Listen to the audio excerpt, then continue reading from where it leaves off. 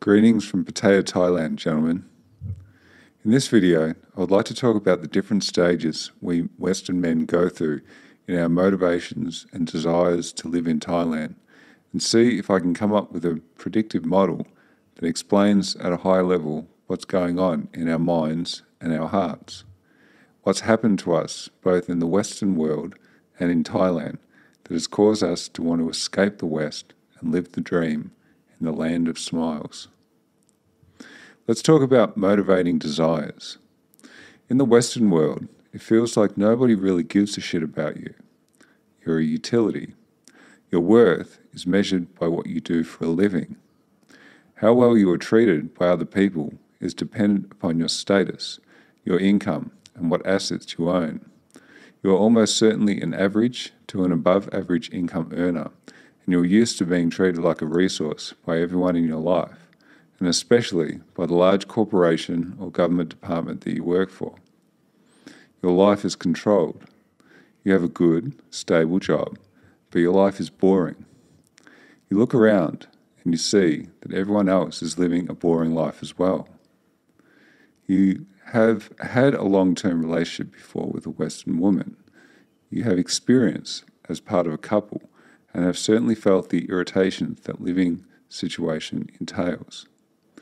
You'll be aware, acutely aware, of the incredible lengths you have to go to as a man to find a so-called good woman, and the very high price Western women put on themselves. It's a price that you were paid before, but you felt uneasy about that price. It felt like you were paying money to be treated like crap. You have lots of experience, of course, going to bars and nightclubs, trying to pick up women. You know how women behave in those places and how unreceptive they are. They don't smile. They are rude, bitchy, unapproachable, and they reject men without remorse. They look at you like you're a piece of shit. This, you have noted, they also do to good-looking men who don't have high status, so you know it's not about your looks that are holding you back when it comes to the so-called fairer sex. Living in the Western world over time has worn us men down. The culture and the people are all very individualistic. They are self-focused. People walk the streets without smiles on their faces. They hurry from one place to the next, with work constantly on their minds. Who has the time? In whose interest is it, in the highly mechanized and technologically well-developed Western world, to take the time and the effort to smile at a stranger? Over time, the experience of living in the West has caused us irritation and resentment, and in our minds, we think to ourselves, is it me, or are the majority of these people that surround me rude and obnoxious, greedy and self-interested, vicious and nasty, out only to use me as a resource to further their own agendas?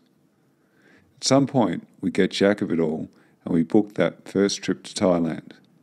We go to a tourist area like Pattaya. We go out on our first night in Pattaya, and what do we find? We find smiling, beautiful Thai people who will cater to our every need, want and desire. We are welcomed with open arms. We are amazed to discover that there is a place in this world where the people treat us with respect, with dignity and with kindness. How great this feels in comparison to how we are treated in the Western world. In our minds, we think to ourselves, I have finally found it, an incredible place with everything I've ever dreamed about as a man. The women and the ladyboys are young, they're beautiful, and a pleasure to spend time with. There are no rude, obnoxious, bitchy Western women around. We find our peace. We find our nirvana. So we spend 2 weeks in Thailand on our first trip. We have experienced a new culture, a new way of living. We go out every night and we have sex with a variety of young, beautiful women or ladyboys. And our hearts and our minds have forever been imprinted by the incredible sexual pleasures we have experienced in this tropical paradise. Large amounts of dopamine have flooded our brains, and we have associated the greatest pleasures we have ever experienced in our lives with the people of Thailand. When we think about Thailand, we think about freedom, variety, intense pleasures of the flesh, being treated in the manner we've always dreamt of being treated, but never received by our jaded and cynical Westerners. We want this feeling to be a permanent part of our lives, but at the back of our minds, we know that going home to the Western world will jolt us back to harsh reality. When we do get back to the West, we experience a come down like we've never experienced before. Intense feelings of depression, sadness, and loss. We have experienced the ultimate rush in Thailand, and now we have to pay the price with the worst withdrawal imaginable. As the weeks and the months pass by, we slowly recover and get back up to speed with living in the Western world. Even as we recover, we still have daily, many times a day, thoughts about Thailand and our experiences there. Our hearts and our minds forever imprinted by our experiences in Thailand. We have contracted a virus of the heart and the mind. Some call it jasmine fever. It has us in its grips. As we dream about Thailand every day, we're also making plans for our return to paradise. With each obnoxious, high-pitched, screeching Western woman we hear in the workplace or out and about with our incredible sense of entitlement, our resolve deepens to get back to Thailand and away from the Western world. We research flight ticket prices and hotel prices on the internet. We scrimp and we save our money. We avoid going out to bars and clubs. We know the rejection that waits for us in those gynocentric environments, and we just can't face it after our experiences in Thailand have taught us that life doesn't have to be like this. There is a better way, another option. We've experienced it, but that experience has forever caused the Western world to be seen by us in our mind's eye as black and white, devoid of colour. Our beige-grey cubicle, a constant daily reminder of this. After experiencing Pattaya, we look at our fellow thirsty Western men and their pathetic pussy-betting behaviour, and we cringe. We look at how overweight, overbearing Western women have men jumping through hoops for them for the mere hint of sex. We see high-status, good-looking men with good jobs, income and assets laying down their lives for horribly entitled Western harpies. We want no part of this anymore. We refuse to be a dancing monkey. That is no longer our role here. At least when we were a dancing monkey, we had entertainment value to the people around us. We are now seen as sex tourists, and those around us have accorded us a new role, outcast. How does it feel to be no longer a part of the in-group? How dare you step out of line and try to find happiness for yourself when we are all miserable? Sneaky fuckers, hey? The months drag on. Each day is misery, but we have saved our money, and today we are excited because we are booking our next trip to Thailand.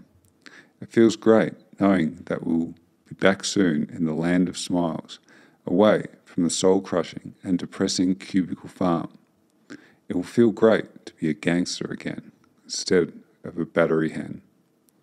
We've experienced a variety of symptoms in the last few months in the Western world, including boredom, depression, social exclusion, irritation, anxiety, unhappiness, and yearning, constant yearning.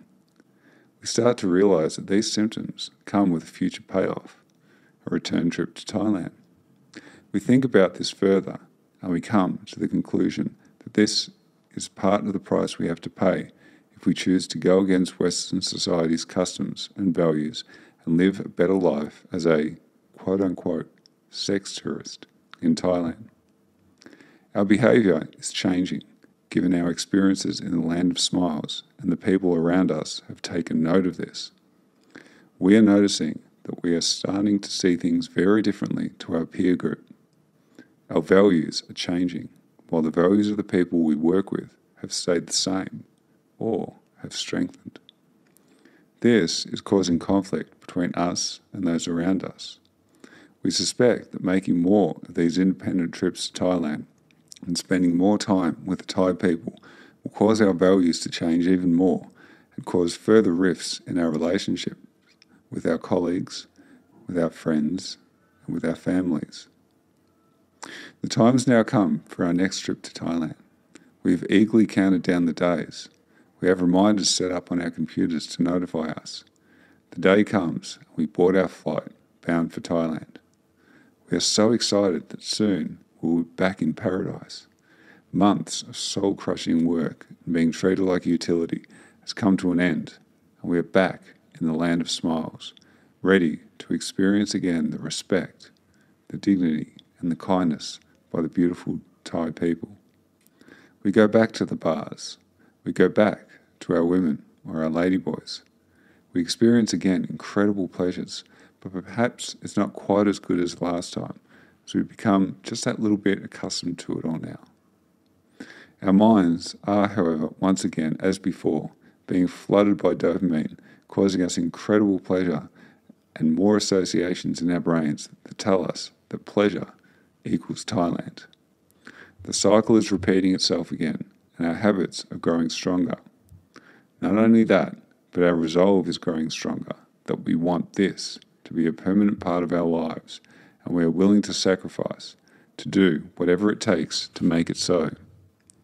We start scheming and plotting, calculating and projecting our career and our financial capabilities, trying to find a way to live this dream life permanently. We get back to the Western world. Our values have changed, even more from those around us. Our moral compass has changed direction. People have really taken note of this now. They can see only too clearly that you are no longer the person you once were. Your thoughts, ideas, behaviour, and actions have all changed. Your interests and the things you constantly talk about have also changed. They all centre around Thailand. People think and they tell you that you're obsessed. You've taken sex off the table when dealing with women back home. This makes you potentially very dangerous, as you can no longer be controlled by women shaming you into compliance. It makes you less able to be controlled by your employer as well, because you have no woman in your life extracting resources from you. No children either, which makes you least able to be controlled. You're now a management problem. You watch on as traditional conservative men with wives and children get promoted ahead of you. These men, upper management knows, full well, are trapped. They have no options but to work, whilst you could decide to tell management to go fuck themselves and walk out. You wouldn't have considered this before, but now, perhaps it's an option. The movie Fight Club is a great analogy to what's happened to us Western men in Thailand. In the movie, Edward Norton starts off as a white-collar, everyday man, and over time, due to his involvement in Fight Club, he becomes a very different man. What has happened to Norton is his mind and his heart have been shaped, forever changed by the intense emotional experiences he has had fighting other men. He has become more alpha than those around him in the workplace. He removed his compliance. This caused anger and resentment towards him from his manager and his peers. The same thing has happened to us men who are regular visitors to Thailand. We just don't give a shit anymore. We are less compliant. We can't be controlled by sex or bribed by the desire for status to attract women, and that makes us dangerous, a threat. We see through the illusions, and this makes us hard to manage and control. Management thinks to themselves, what are we going to do with this guy? As you're a good worker who produces great results, however, they have very little cause to get rid of you, so life and work goes on. Since 2012, I've made a total of 7 trips to Thailand. I've spent approximately 17 weeks in total in Pattaya and about a week in Bangkok. It's incredible to think that just in this relatively short amount of time, I've been forever changed as a man. My values, my beliefs, my behaviour, and my actions have become so very different to those around me in the Western world. I can see, however, that the stages I've gone through are the same very similar to the stages other men who have been making similar trips to Thailand have gone through. This is my 7th trip to Thailand. I'm here in Pattaya making this video. As I reflect upon previous trips, I can see that my mindset is in a different place than what it was after the first 5 trips. Over time, I've stopped wanting to stay here permanently and give up my life in the Western world. I've come to the realization that my life here as a 2-week millionaire is only made possible, enabled by my full-time life as an average man in the Western world with a good job and good but not great salary. I've come to the conclusion the incredible life I'm able to live in Thailand comes at a price. Continuing to work in the Western world and making short, twice-a-year trips to Thailand. Doing it any other way comes at too high a price.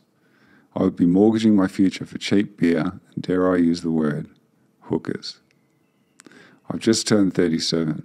If I were to stop working in the West now, I would be foregoing a lot of income and wealth accumulation. And for what?